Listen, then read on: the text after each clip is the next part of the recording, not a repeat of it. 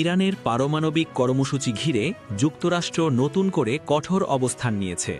মার্কিন president Donald Trump হুঁশিয়ারি দিয়েছেন, যদি ইরান আলোচনার টেবিলে না আসে তবে বিমান হামলা বা দেশটির শাসন ব্যবস্থা পরিবর্তনের মতো পদক্ষেপ নেওয়া হতে পারে। মাত্র এক মাসের মধ্যে ট্রাম্প একের পর এক আগ্রাসী বক্তব্য দিয়েছে, যা ইরান যুক্তরাষ্ট্র সম্পর্ককে নতুন করে উত্তেজনার চূড়ায় পৌঁছে দিয়েছে।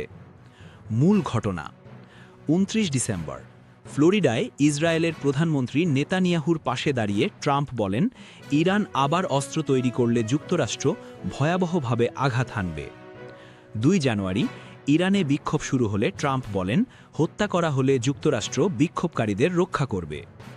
৬ জানুয়ারি মেক ইরান গ্রেট এগেইন লেখা টুপি পরে ট্রাম্প বলেন, পিছিয়ে পড়া বিক্ষোভকারীদের হত্যা করা হলে যুক্তরাষ্ট্র হস্তক্ষেপ করবে।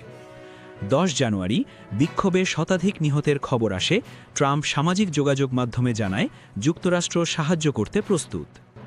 ১৩ জানুয়ারি ইরানের সঙ্গে ব্যবসা করা দেশগুলোর উপর ২৫% শুল্ক আরোপ ঘোষণা, তিনি বিক্ষোভকারীদের সহায়তার প্রতিশ্রুতি দেন।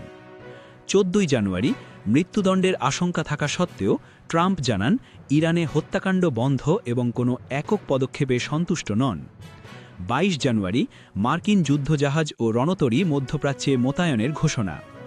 ২৮ জানুয়ারি ট্রাম্প সরাসরি ইরানকে হুঁশিয়ারি দেন, পারমাণবিক অস্ত্র কর্মসূচি থেকে সরে আসতে হবে এবং নতুন চুক্তিতে সম্মত হতে হবে।